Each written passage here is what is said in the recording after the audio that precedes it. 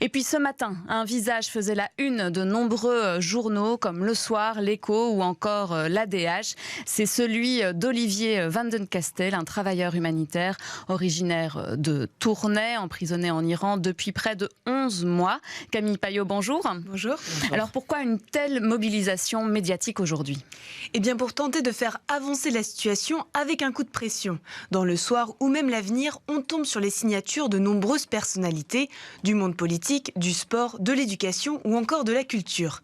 Et tous ont signé la pétition d'Amnesty International intitulée « Nous demandons la libération immédiate d'Olivier Van den Castell, condamné en Iran de manière injuste à 40 ans de prison et 74 coups de fouet ».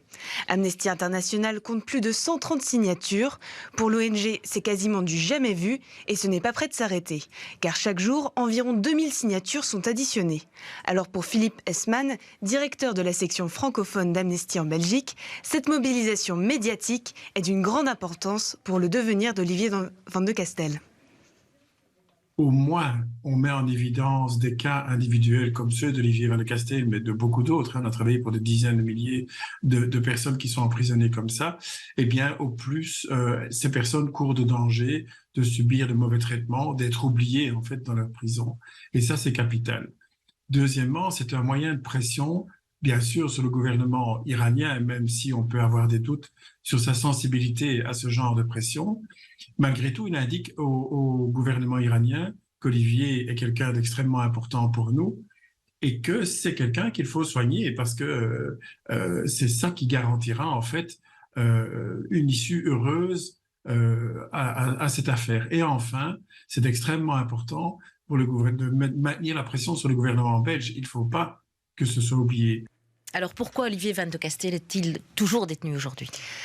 Après avoir été arrêté le 24 février 2022 pour de multiples motifs, espionnage, collaboration, blanchiment d'argent, finalement, les autorités iraniennes ont demandé un échange avec l'Iranien Assadollah Assadi, emprisonné ici, en Belgique, pour tentative d'attentat terroriste. Une manière pour l'Iran de faire pression sur les pays étrangers en faisant des otages. Est-ce que la Belgique peut encore faire quelque chose rapidement ?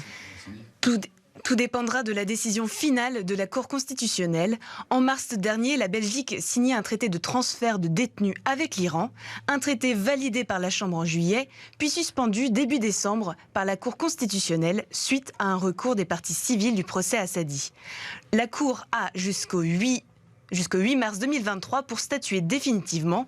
Une audience est programmée le 15 février prochain, car sans traité, la Belgique aura des difficultés pour le faire sortir de prison.